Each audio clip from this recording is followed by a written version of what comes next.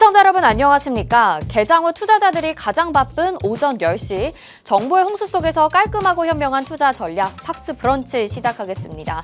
저는 앵커 한수정입니다. 하룻밤 이벤트로 끝나나 의심이 드는 오늘입니다. 간밤에 미국 시장에서 엔비디아의 주가가 장중의 상승폭을 모두 반납하게 되면서 아쉬운 마무리를 보여줬는데요. 그러면서 오늘 국내 시장에서도 어제 상승했었던 반도체 종목들 오늘은 다 시원치 않은 흐름을 보여주고 있습니다. 또 오늘 밤에 잭슨홀 미팅이 예정이 되어 있으면서 여기에서 아무래도 매파적인 기조가 이어지지 않을까라는 전망이 나오면서 전체적인 증시 분위기도 힘을 내지 못하고 있는 상황인데요.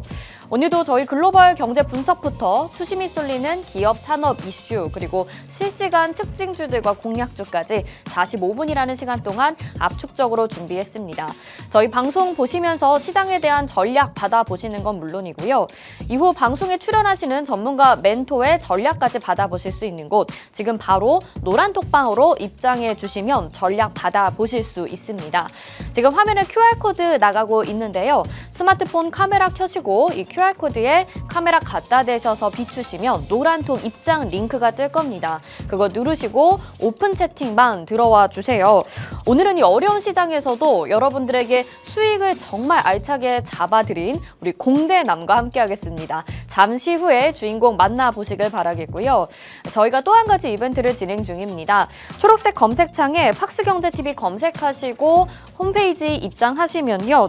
이벤트 창이 뜹니다. 신규 가입자들은 커피 기프티콘 받아보실 수 있는 기회니까요. 자세한 사항은 팍스경제TV 홈페이지 이벤트 창을 확인해 보시길 바랍니다. 자, 그러면 이 시간에 주요 헤드라인 뉴스와 지수 상황 살펴봐야 되겠죠? 먼저 뉴스부터 확인하시죠. 네, 먼저 첫 번째 소식부터 보도록 하겠습니다. 오늘 밤에 잭슨홀 미팅 예정이 되어 있다라고 말씀을 드렸는데요. 지금 세계가 파월의 입을 주목하고 있습니다. 경계감 가득한 시장의 모습 보여지고 있는데요. 이 잭슨홀 미팅에서 이번에 중요한 것은 중립금리라고 합니다. 중립금리가 시장에서 뜨거운 감자로 떠올랐는데 이 중립금리라는 것이 인플레이션이 안정적이고 경제가 성장할 때 균형을 이루는 실질 금리를 뜻합니다. 통화정책이 긴축적이지도 완화적이지도 않은 상태를 말하는데요.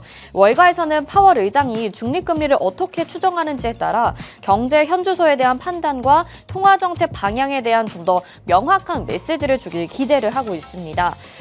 첫 금리 인하 시기에 대한 기대가 낮춰진다면 이번에 국채 수익률이 또 상승할 예정이고요. 증시에서는 성장주에 대한 악재로 제기될 수 있다라는 전망이 나오고 있습니다. 이 부분 오늘 밤에 이제 발표될 예정이니까 오늘 시장 어떻게 대응 전략 세우셔야 되는지 잠시 후에 확인해 보시죠.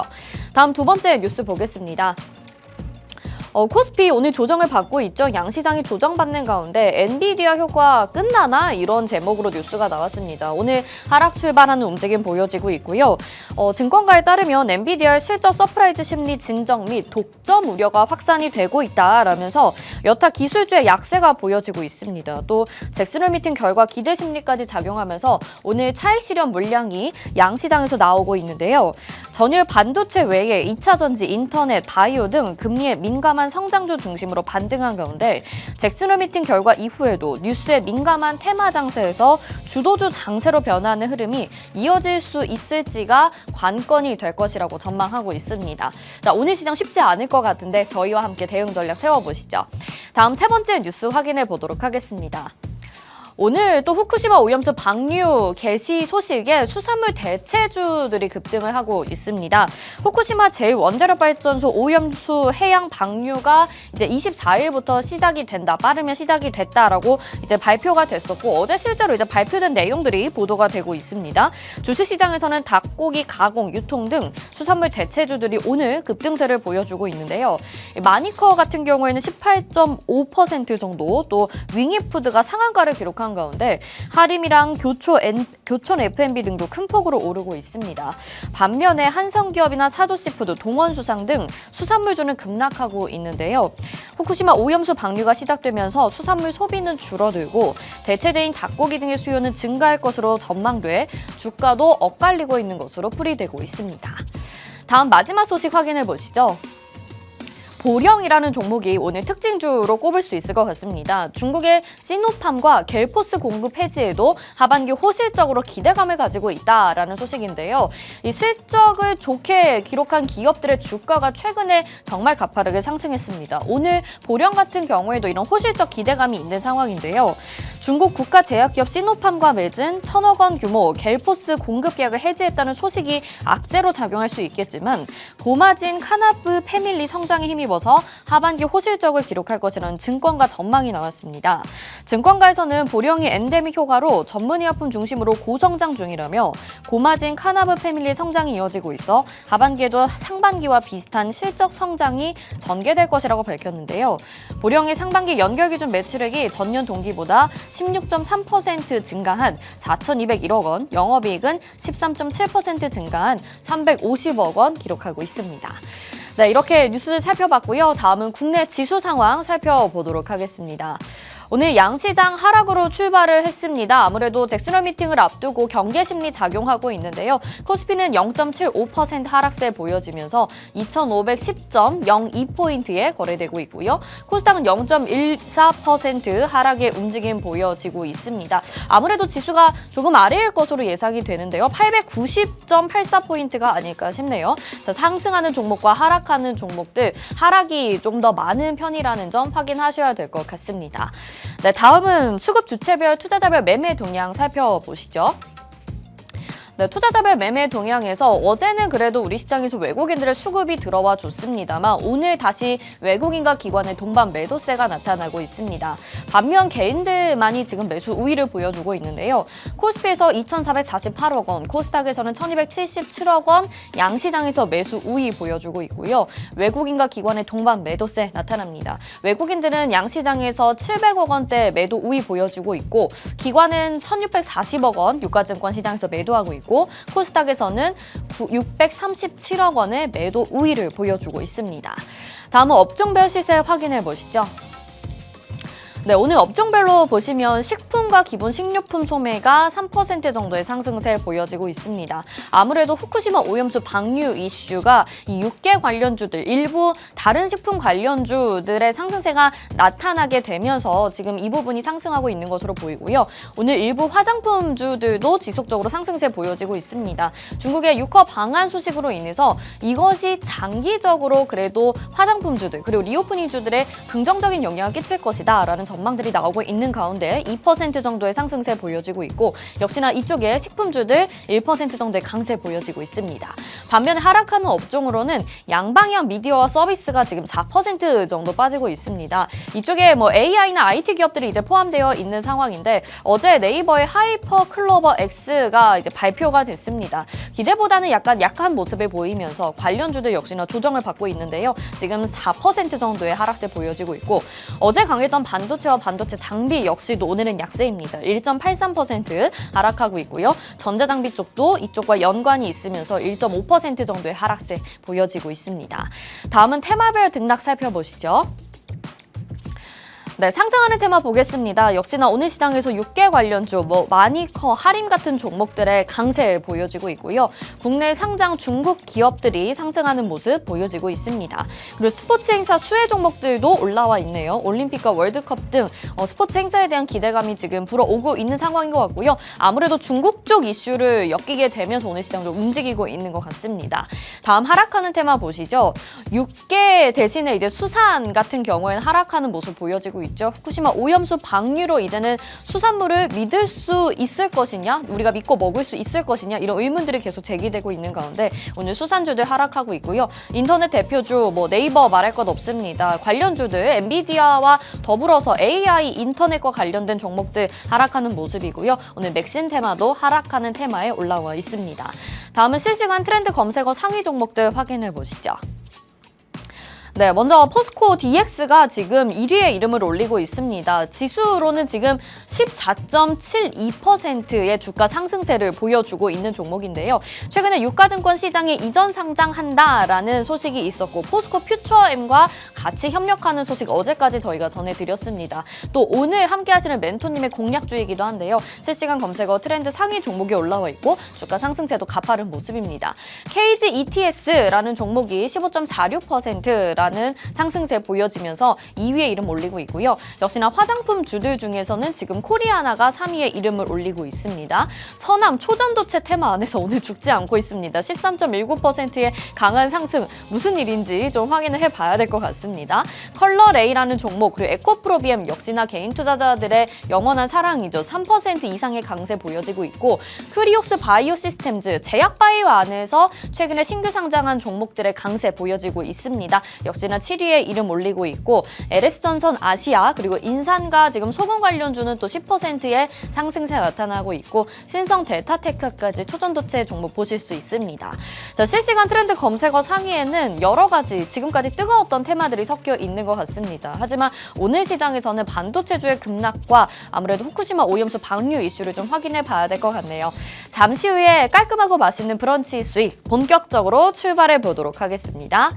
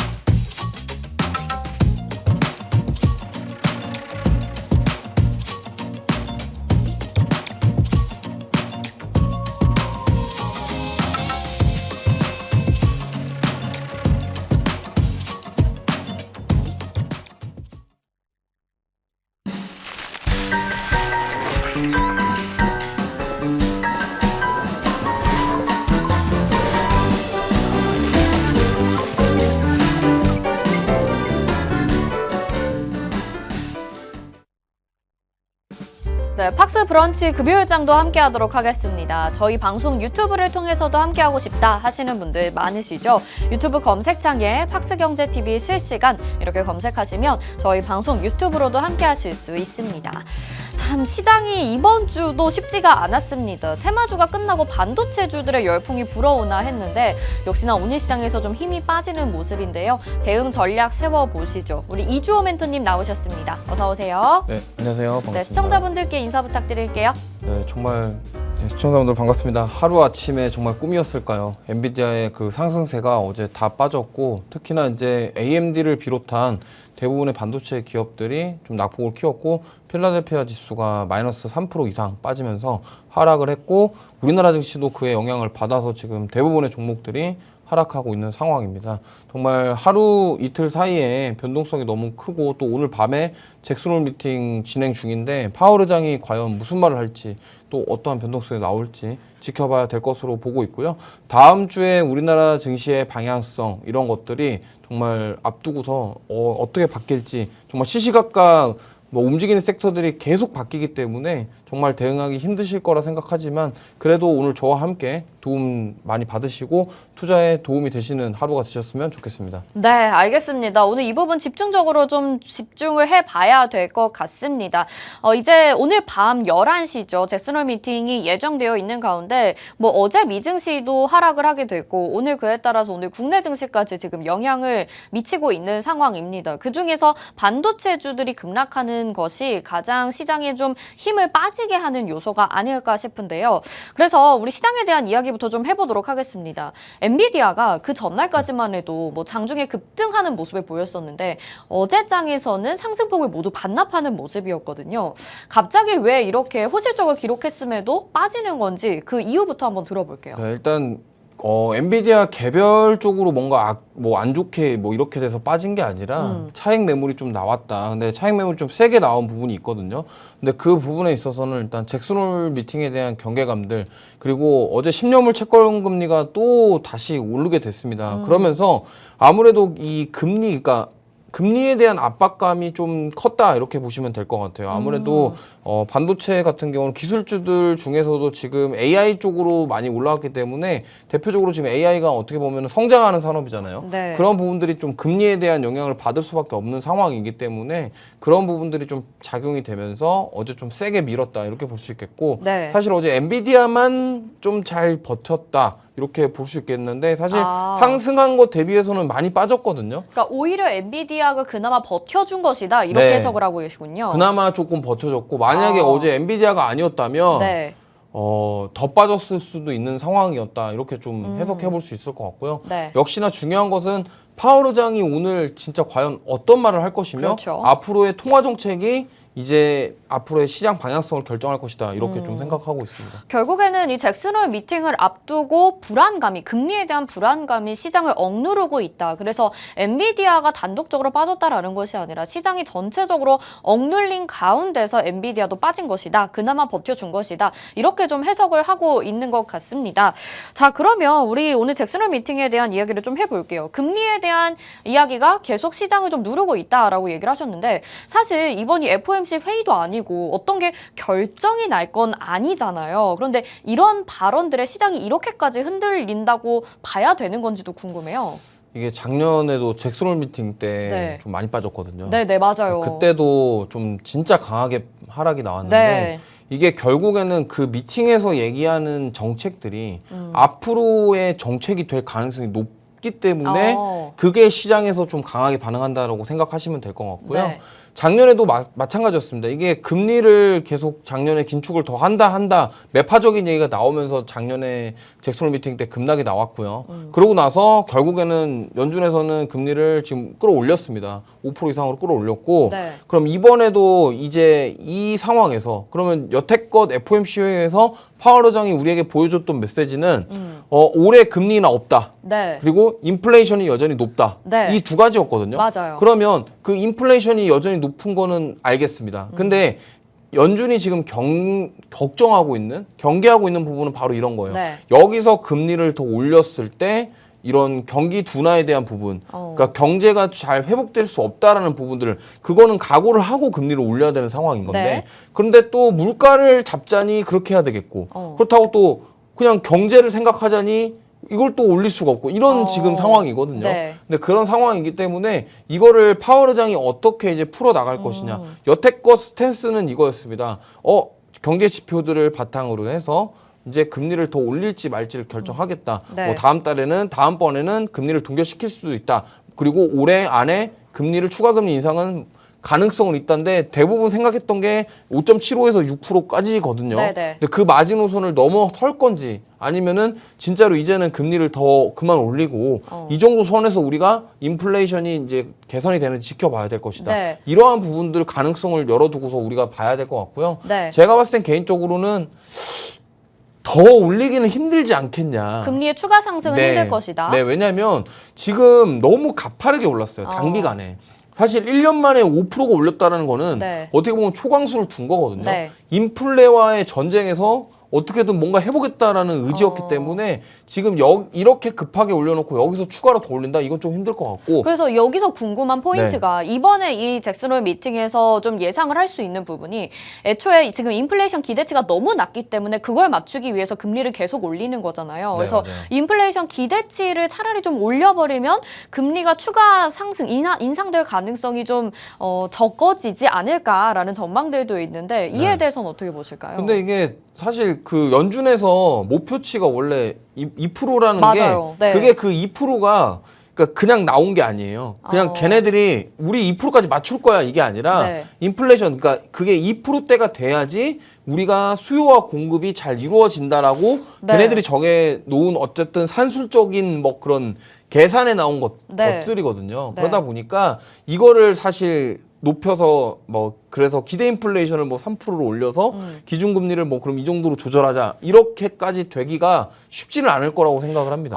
그게 이제 비판의 목소리가 나오는 이유가 기대 인플레이션이 2%라는 것이 코로나 이전의 수치라고 하더라고요. 그래서 약간은 올라가지 않을까라는 생각도 들고 어쨌든 지금 멘토님이 하신 말씀과 제가 이렇게 보고 의문을 제기한 점에 따르면 이번에 추가 금리 인상은 쉽지 않을 것이다 라고 우리가 좀 긍정적인 전망을 좀 해보고 싶어요. 네. 그렇게 본다면 시장에 미치는 영향도 지금은 잠깐의 조정일 것이지 앞으로 하반기에 크게 흔들리지 않을 가능성도 있겠다라고 생각을 해볼 수 있을 것 같은데 이에 대해서는 어떻게 전망하시죠? 네, 저도 그 앵커님 말씀에는 그 동의하고요. 일단은 여기서 막 크게 충격이 나오진 않을 거라고 일단 생각을 하고 있습니다. 막 저번처럼 여기서 막 되게 급락이 나와서 코스피 다시 막 2,100까지 가고 이런 사태는 벌어지지 않을 거라고 생각을 하고 있고요. 네. 그리고 아까 말씀하신 것처럼 그 말이 일리가 있을 수도 있습니다. 왜냐하면 코로나 이전의 목표 기대 인플레이션이 2%였는데 아니 뭐 연준 위원들도 그렇고 경제학자들도 그렇게 생각할 거 아니에요. 네. 지금 이렇게 물가가 많이 올랐고 니들이 돈을 풀어서 물가를 올렸는데 그거를 왜 기대 인플레이션을 코로나 이전치랑 부합시키려고 그러니까요. 하냐. 그런 관점에서 봤을 때 뭐 물론 기대 인플레이션을 그러면 3%를 올린다고 했을 때 네. 그럼에도 불구하고 지금 금리가 많이 올린 건 맞아요. 그러다 보니까 그래서 제가 봤을 때는 만약에 오히려 그거를 기준을 3% 기대 인플레이션 3%로 바꾸자 했을 때 지금 오히려 추가 금리를 올릴 필요가 없어요. 지금 네. 이미 CPI가 3%대까지 내려왔고 물론 코어 CPI는 아직 좀 덜 내려왔습니다만 이거는 시간이 해결해 줄 문제지 지금 연준 위원이 갑자기 정책 스탠스를 바꿔가지고 뭔가를 할 수가 없는 상황이기 때문에 제가 봤을 때는 조금 좋은 얘기가 나오지 않겠나 싶은데 사실 뭐 어제 경계감을 봤을 네, 때는 네. 좀 무섭긴 한 상황이라고 볼 수 있겠습니다. 네, 뭐 한치 앞을 모르겠습니다. 우리가 시장에 대한 경계감이 그대로 우리 증시에 좀 반영이 되고 있는 모습인 것 같은데 우리는 그래도 나름 좀 긍정적인 회로를 돌려보는 것도 괜찮은 전망이지 않을까 싶습니다. 자, 그러면 우리가 여기 지금 잭슨홀 미팅에서 오늘 밤이 관건인 거잖아요. 오늘 한 주의 또 마지막 금요일이기 때문에 시장 대응을 현금 보유, 현금 확보로 하고 계시는 분들도 계실 것 같거든요. 그 전략이 괜찮다고 보시는 건지 다음 주에 아마 우리 시장이 어떻게 될 것이다 이런 것들을 좀 간략하게 전망을 해보실 수 있을까요? 일단 어제 신규로 종목들 매수하신 분들은 오늘 고민이 좀 많으실 거예요. 네. 이거를 손절을 해야 되나 말아야 되나 그러니까요. 고민을 하실 텐데 저는 오늘은 손절하는 날은 아니라고 생각합니다. 왜냐면 이게 오늘은 손절하는 날이 아니라 관망하는 날이에요. 왜냐면 자 내일 만약에 오늘 손절을 했습니다. 네. 예를 들어서 오늘 우리 심약하신 개인 투자자분들께서 다 손절을 했어요. 근데 금요일 날 갑자기 파월 의장이 나와가지고 응 나는 비둘기 이러면서 갑자기 올라가면 월요일 날 땅을 치거든요. 좋으면서도 억울하잖아요. 그럼요. 네. 그러다 보니까 지금은 사실 지켜보고 물론 손실이 날 수도 있겠죠. 추가 손실이 날 수 있겠지만 이 상황에서 손절을 하고 월요일 날 땅을 치고 후회하느니 조금 더 손실 나더라도 좀 지켜보면서 다음 주에 갔을 때 어떤 스탠스인지 그리고 이게 여기서 만약에 반등이 나올 수 있는 건지 이런 것들을 좀 체크하시면서 대응하시는 게 좋지. 오늘 이거를 다 손절해버리면 네. 월요일 날 이제 뒤가 없어요. 그러니까요. 네, 그래서 네. 그 부분을 좀 참고하셔서 대응하셨으면 좋겠고 네. 지금은 일단 보유 그리고 여기서 만약에 신규로 뭔가를 매수를 하거나 비중을 확대하거나 추가 매수하거나 이럴 단계는 아닙니다. 그냥 오늘은, 정말 관망이네요. 네, 오늘은 그냥 관망. 네. 이 상태에서 이거를 뭐 사고 팔고의 의미가 없어요. 왜냐하면 아니 맞잖아요. 네. 파월 의장이 무슨 말 할지는 맞아요. 그 사람들밖에 이렇게 또 몰라요. 반전이 일어나는 경우가 너무 많기 그럼요. 때문에. 원래 네. 옛날에도 그 파월 의장이 한번 디스인플레이션 언급한 적 있었죠. 네. 그때 급등이 나왔었을 때도 그랬습니다. 대부분 다 오늘은 매파다 했는데 비둘기가 나와가지고 맞아요. 급등이 나온 적 있었잖아요. 네. 그런 것 때문에 우리가 지켜봐야 되고 오늘 뭐 매매를 하시기보다 그냥 오늘 HTS 끄시고 그냥 네. 차라리 네. 구경하시는 게 더 좋겠다 이렇게 말씀드리고 싶습니다. 아주 전략을 속 시원하게 짚어주신 것 같습니다. 오늘의 전략은 손절도 아니고 매수도 아닙니다. 오늘을 관망하는 날이다 이렇게 짚어주셔서 간밤에 정말 파월의 입에서 어떤 이야기가 나오는지 매파적인 언급일지 비둘기적인 언급일지 이 부분을 확인하시고 다음 주 시장부터 좀 대응을 하시면 좋을 것 같다라는 생각이 들고요. 자, 그러면 우리 반도체 업황으로 좀 다시 돌아가 보도록 할게요.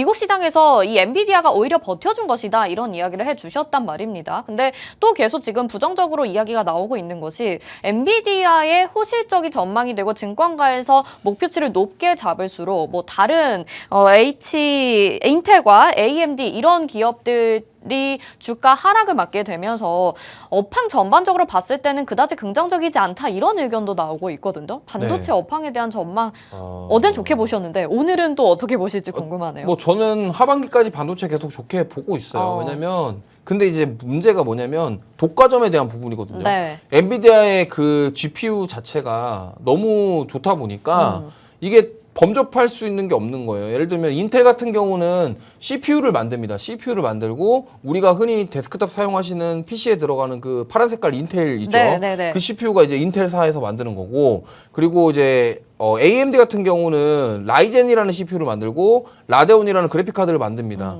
그리고 엔비디아에서는 우리가 그 비디오 게임 좋아하시는 분들이 흔히 쓰는 네. 지포스라는 제품을 만들어요. 근데 이게 왜 엔비디아가 자꾸 이렇게 각광을 받냐면 그 비디오 그래픽 카드가 그 비디오 게임 고사양의 그 비디오 게임 하시는 분도 알겠지만 네.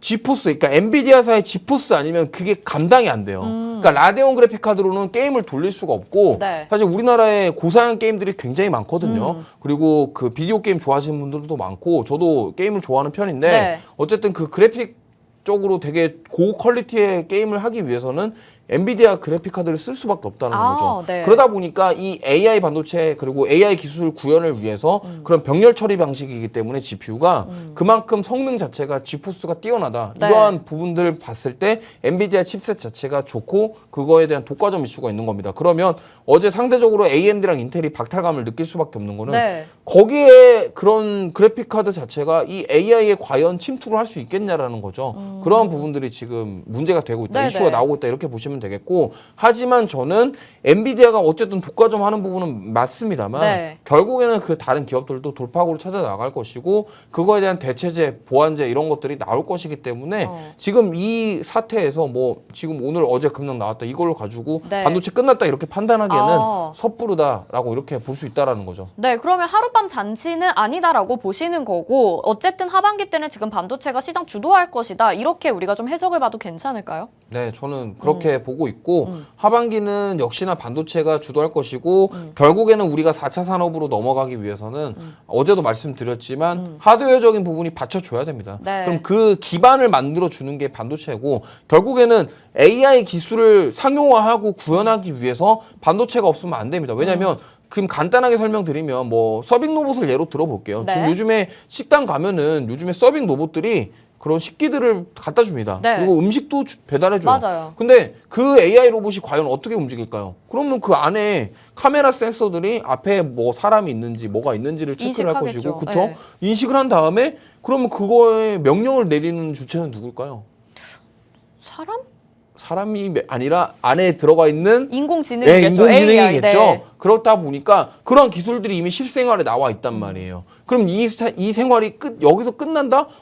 뭐야, 엔비디아 어제 다 뺐다고 이게 반도체 끝났어? 이렇게 판단할 수가 없다라는 겁니다. 네. 이게 근데 너무나도 기대감이 많이 모아지다 보니까 사실 실망 매물이 많이 나올까봐 그 부분이 문제인 거거든요. 물론 미래를 봤을 때 우리가 반도체, AI 뭐 빼놓을 수 없다라는 건 알긴 하지만 두 종목만 좀 체크해보고 가고 싶습니다. 네. 그래서 국내에서는 지금 네이버라는 종목이 어제 하이퍼클로버 X 발표를 결국에 했잖아요. 우리가 굉장히 좀 기대를 많이 했었는데 오늘 같은 경우에 6% 이상의 지금 급락이 좀 나오고 있는 상황이고 오히려 같이 협업했던 어제 폴라리스 오피스가 훨씬 더 상한가까지 기록하면서 더 높은 강세를 보여줬었단 말이에요. 이 AI에 대해서 대장주격이라고 할 수 있는 종목이 좀 힘을 못 쓰고 있다 보니까 이제 기대감이 재료 노출로 다 사라진 것 아닌가? 이렇게 생각을 해볼 수도 있잖아요. 어제 제가 하이퍼클로바 좀 써봤거든요. 네. 근데 어떠셨어요? 네. 좀 약간 너무 뭐랄까 위키백과에 있는 거 그냥 가져온 느낌이랄까요? 네, 약간 그런 느낌이 뭔가 들더라고요. 좀 약간 빠져 있는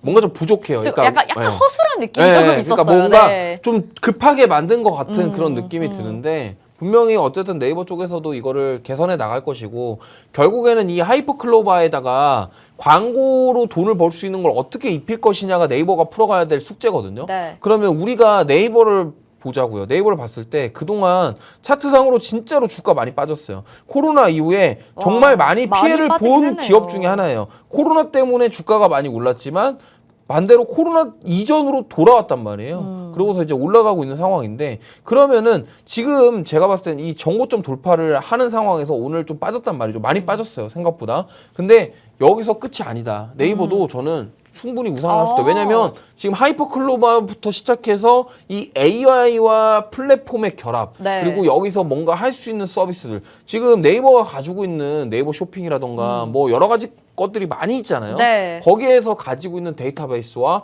그리고 플랫폼 사업들을 바탕으로 해서 그럼 여기서 만약에 AI 쪽과 결합해서 뭔가를 만들어낼 수 있다. 이것만 나온다고 한다면 그럼 나중에 더 갔을 때 하이퍼클로바가 자리를 잡게 되면요. 네. 분명히 거기에 광고 상품이 띄워질 거예요. 네. 그럼 뭔가를 검색했을 때 광고주의 사이트가 나오겠죠. 네. 예를 들면은 뭐 거기서 뭐 컴퓨터 책상 좋은 거 보여줘 하면은 아. 이제 거기에 광고를 했던 사람들의 사이트가 나오겠죠. 그럴 수 있겠죠. 그런 네, 서비스들을 네. 할 거기 때문에 아. 그러면 이걸 가지고서 이제 앞으로 뭔가 수익원이 나오고 이런 거기 때문에 그러면은 여기서 하나하나 또 발전해 나갈 것이고 네. 결국에는 좀 중장기적으로 봤을 때는 네이버는 계속 가져가도 될 종목이다. 좋게 본다. 꾸준히 모아가셔야 될 종목이고 네. 이 종목 같은 경우는 사실 트레이딩 관점으로 접근하시면은 좀 힘드실 겁니다. 왜냐하면 시총도 높고 네. 좀 지칠 수 있어요. 그러다 아. 보니까 좀 모아가시는 전략으로 분할 매수 관점으로 계속 접근해 가시는 게 좋겠다 이렇게 말씀드리고 싶습니다. 네, 알겠습니다. 이제 어제 반도체 종목들에 대한 기대감이 워낙 많이 실어졌었기 때문에 오늘 시장에서 좀 낙심하시는 분들도 계실 것 같은데요. 일단 오늘의 전략은 절대 손절은 아닙니다. 관망하시면서 오늘 밤에 어떻게 나올지 반도체 종목들에 대해서도 시장 대응 세워보셔야 되겠습니다.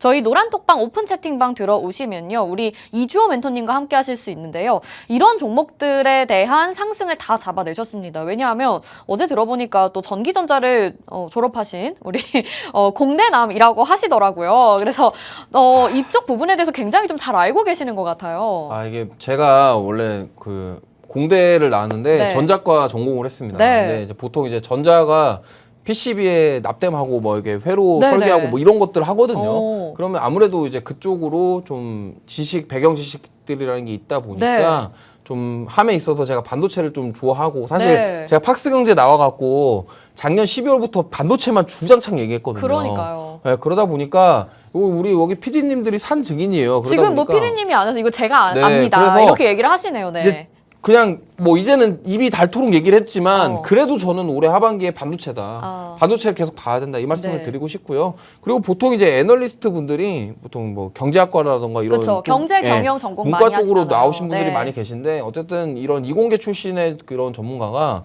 이런 기술적인 부분들을 좀 어느 정도 배경 지식이 저희 있기 현장에 때문에 계셨던 분이네요. 아, 그럼요. 네. 실무를 띄웠던 사람이기 때문에 아무래도 더 와닿고 이런 것들에 대해서 배경 지식이 있기 때문에 저는 그래서 반도체 좀 좋아하고 또 기술주들 좋아하는 편이기 때문에 네. 앞으로 이런 것들에 대해서 좀 잘 따라오시면은 충분히 수익을 낼 수 있도록 그냥 저는 매수 매도를 그냥 드리는 게 아니라 이유와 근거를 찾아서 그러니까요. 제시를 해드리기 때문에 네. 꼭 그런 것들이 주식 투자하실 때 분명히 저는 도움이 되실 거라 생각하고 네. 있습니다. 실질적으로 눈에 보이는 걸 기반으로 삼아서 실적이나 이런 부분들을 기반으로 삼아서 여러분들에게 종목 소개를 해드리고 있고 또 현장에서 직접 이렇게 반도체에 대한 연구와 공부를 하셨던 분이기 때문에 여러분들이 정말 믿고 따라오실 수 있을 거라는 생각이 들더라고요. 노란톡 오픈 채팅방 들어오시는 방법 알려드릴게요. 화면에 지금 QR코드 나가고 있을 겁니다. 스마트폰 카메라 켜시고 QR코드에 카메라 갖다 대셔서 비추시면 노란톡 입장 링크 뜹니다. 그거 누르시고 오픈 채팅 참여하기 버튼 눌러주시면 우리 이주호 멘토님과 반도체에 대해서도 공부해 보실 수 있고 종목도 받아가실 수 있습니다. 자, 그러면 저희는 잠시 후에 공략주 들고 다시 돌아오도록 하겠습니다.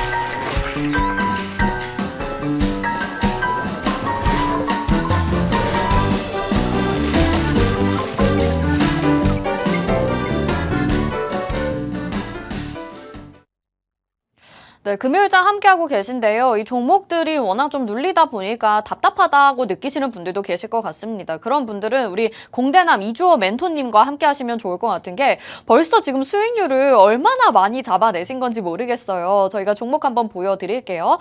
지금 뭐 JW 중예대학 우리가 두 번 공략해서 수익률 저렇게 29%, 30%까지 잡아냈고 VT 노란톡방 안에서 그냥 주신 종목입니다. 단타로 6% 정도의 수익 챙겨갔고 제이시스 메디칼이 52주 신고가 또 기록을 하게 되면서 역시나 두 번 공략해서 수익을 아주 맛있게 챙겨갔습니다.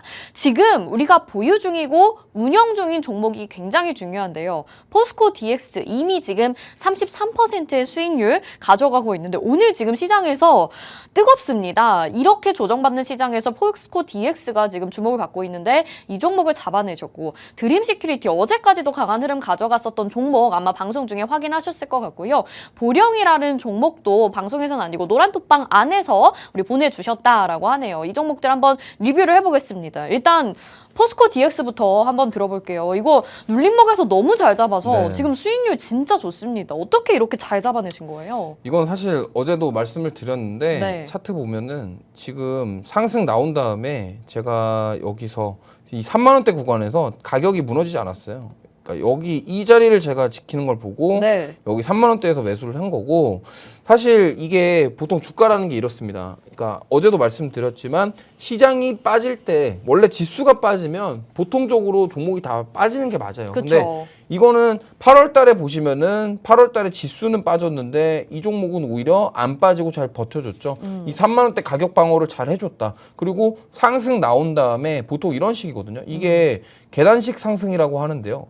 이 차트를 잘 보시면은 네. 여기서 한번 상승이 나왔다가 조정을 받았는데 여기서 가격 조정이 왔어요. 가격 조정이 나온 다음에 이제 옆으로 횡보해 버리면서 그 가격 비슷한 가격대에서 기간을 조정, 시간 조정을 한다라는 거죠. 네. 그럼 보통 이런 식으로 되면은 어떻게 되냐면 이런 식으로 계단식으로 상승이 나온다라는 거죠. 그러면서 지금 또 전고점 돌파를 시도를 하고 있는데 네. 어쨌든 저는 지금 어쨌든 불안하잖아요. 네. 일단 지금 뭐 어떻게 될지 아무도 모르니까 일단 오늘은 이제 정리를 이제 다 하고 네. 이제 이렇게 해서 현금 확보한 다음에 다음 주에 또 다른 종목이라던가 아니면은 재차 눌리면은 재공략해도 되거든요. 그래서 이런 포스코 DX 같은 경우는 제가 보시면 알겠지만 제가 이거를 남들이 이제 주목받기 전에 네. 미리 샀단 말이에요. 8월 네. 17일 날 사놓고 네, 보자 하니까 갑자기 올라가잖아요. 다음 네, 주에. 네, 네. 그러니까 이렇게 미리 남들보다 먼저 사면은 편해지는 게 뭐냐면 아니 이렇게 맨날 장대양봉 뜰 때 위에서 자꾸 살라 그러면 네. 이게 조바심 생기잖아요. 네. 그러니까 눌렸을 때 공략을 해서 올라오면 팔고 나오는 전략.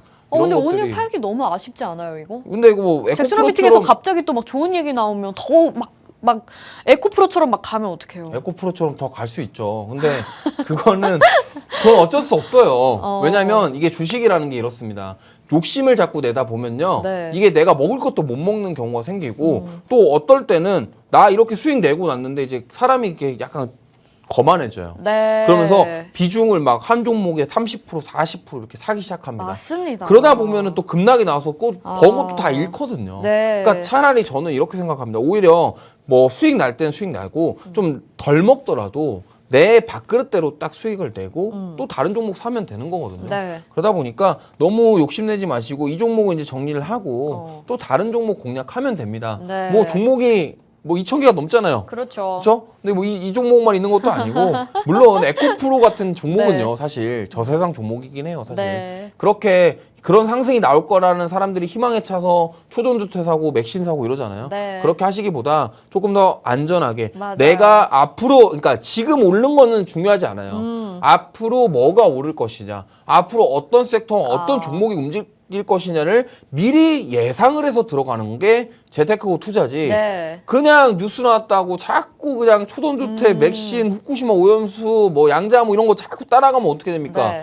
윗꼬리에 당해요. 네, 네, 그러니까 네. 그런 거를 좀 주의하시고 투자라는 것은 오히려 이렇게 좀 안전하게 좀 상승 모멘텀 있고 이런 섹터들을 미리 찾아서 투자를 하는 것이 좋다. 이렇게 좀 말씀드리고 네. 싶습니다. 너무 좋은 말씀 잘 해주셨습니다. 그리고 실체가 보이는 것에 투자를 해야 된다는 걸 계속 좀 강조를 하고 계시거든요. 실제로 우리 멘토님은 맥신이나 초전도체 이런 테마에서는 전혀 공략을 안 하셨습니다. 여러분들이 안전하게 투자할 수 있는 종목들로 소개를 해주셨기 때문에 지금 만큼의 수익률이 가능하지 않았을까 싶은데요. 여러분들이 테마주로 빨리빨리 옮겨가시는 동안 우리는 이렇게 건강한 종목으로 단기적으로도 수익을 챙겨가고 지금 조금 길게 봐서 뭐 1차, 2차까지 2번 공략하기도 했으니까 이런 종목들 여러분들이 같이 담아가시면 좋을 것 같습니다. 자, 포스코 DX 오늘은 이제 정리하겠다라고 전략 주셨고 이제 보령이라는 종목을 또 노란톡방 안에서 소개를 해주셨더라고요. 이 종목은 또 어떤 이유로 담으셨는지 갑자기 궁금하네요. 네, 이거는 제가 저번에도 말씀드렸는데 카나부가 이제 고혈압 치료 거거든요. 그거는 그거고 이제 신약, 항암 신약에 대한 기대감이 좀 있습니다. 그리고 지금 차트 보시면요, 이게 보령도 여기 진짜 많이 빠졌거든요. 네. 코로나 이후에 이것도 진짜 계속 주가 오른 적이 없었어요. 진짜 내리막이네요. 이제 저는 이렇게 봅니다. 바닥을 다지고 있다. 그리고 코로나 이전 주가로 돌아왔어요. 돌아오고 이제 지금 올라오고 있거든요, 살살. 네. 근데 지금 보시면은 자, 외국인들 8월 달 내내 지금 보령을 샀어요. 근데 물량이 많지는 않습니다만 지금 계속 담아주고 있거든요. 기관 물량도 있고 외국인 물량도 있다. 이런 상황에서 외국인 기관 쌍끌이 매수 나오고 있다. 네. 그럼 여기 상황에서 주가는 올라가고 있네. 뭐야, 정고점 돌파 나올 수도 있겠네.